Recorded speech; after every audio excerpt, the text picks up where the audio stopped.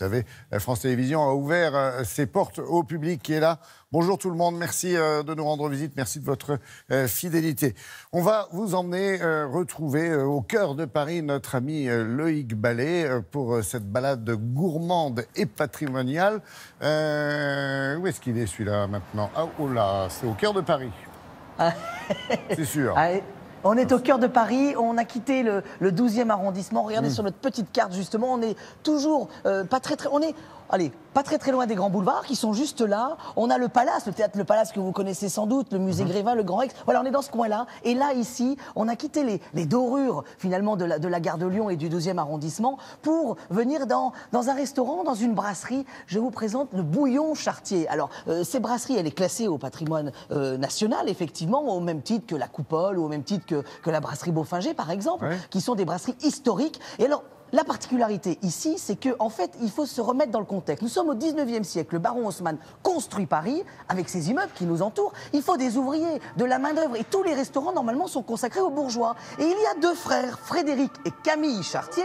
Frédéric et Camille Chartier, ces deux frères, en fait, ils sont bouchers. Ils habitent en banlieue parisienne et ils ont une idée révolutionnaire. Ils se disent, on va réaliser une brasserie pour les ouvriers. Et ça, c'est assez intéressant. C'est-à-dire que d'un coup, on change complètement les codes de la brasserie. Alors, Yann, bonjour. Bonjour Loïc, bienvenue. Ça va bien? Très bien, merci. Bon, alors, juste, quels sont les codes qu'on change, en fait, quand les frères Chartier débarquent, en fait, et construisent leur brasserie? Donc, vous êtes dans une immense salle qui est de 1896, qui ensuite a été classée. Qui n'a pas changé, hein. Qui n'a pas changé, important, parce tout à que fait. les propriétaires, depuis plus d'un siècle, gardent le décor. C'est-à-dire qu'on se transmet... On se transmet avec la promesse de garder le décor et l'offre à la clientèle. Qu'est-ce qui changeait vraiment dans les codes du service? Déjà, on ne choisissait pas sa place. On ne choisissait pas sa place. On rentrait, on Et n'avait encore pas de aujourd'hui. place. Et encore aujourd'hui, on ne choisit pas sa place. Vous déjeunez, vous dînez avec des personnes que vous ne connaissez pas. Donc on fait des rencontres, Laurent. C'est pas mal, ça. Tout à fait.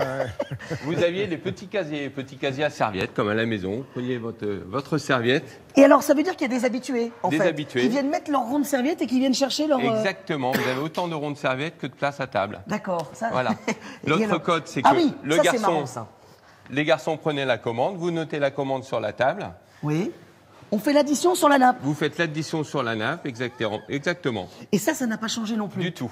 Et alors, ce qui est assez marrant, c'est que quand même, nos deux frères Chartier, ils perdaient pas le nord, ils voulaient surveiller quand même. C'est-à-dire qu'ils avaient leur bureau juste au-dessus, là, regardez. Juste au-dessus, les petites trappes, vous avez les deux C entrelacées, donc c'était une trappe pour surveiller les clients, donc, pour voir si tout se passait bien. Donc il y avait une trappe pour surveiller la salle. La salle et la cuisine. C'est pas vrai. Tout à fait. Et alors, juste la petite histoire quand même. Alors ça, l'histoire, on n'arrive pas à savoir. Mais en tout cas, les deux C de Camille Chartier, qui sont enlacés, soit c'est Coco Chanel qui s'est inspiré de ces deux C enlacés, soit c'est Camille Chartier qui s'en est inspiré. Mais en tout cas, on retrouve ces deux C. Et ça, historiquement, c'est intéressant. Juste vous dire, quand on parle de couvert, on ne perd pas de place. Regardez ce tout petit tabouret qui, lui, n'a pas bougé.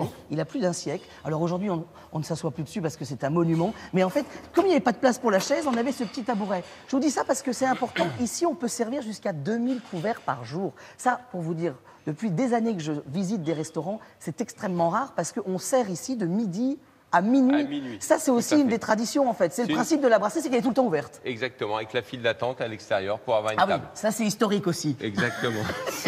Alors, ça fait partie de l'ambiance Chartier. Quand on ne peut pas payer, on peut aussi faire de la peinture, c'est ça? Une peinture, le peintre Germont, en 1929. Voilà, en échange de repas gratuits, il a fait cette peinture directement sur la vitre.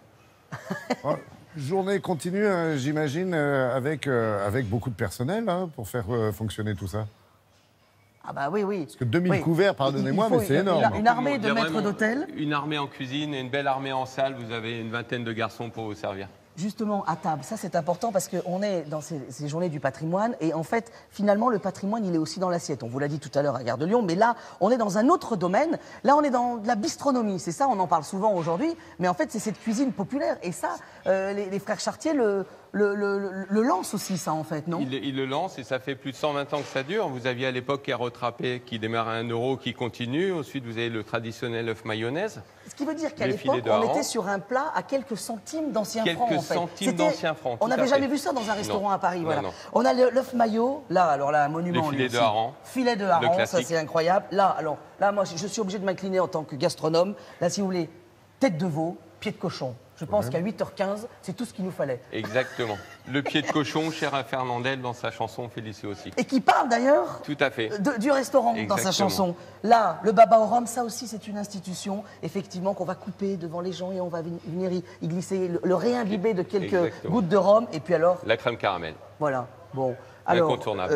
Là, vous normalement, me vous avez plus faim, maillots, mais on va quand même les œufs continuer. maillots. Ouais, vous me retenez les œufs maillots, hein. Là je craque. Ah bah oui, ils sont là, regardez. Voilà, Merci. regardez, les petits œufs maillots, ils sont beaux, hein. Voilà. Merci Yann, merci Laurent, pour Loïc. terminer, il y a non. des journées du patrimoine pour...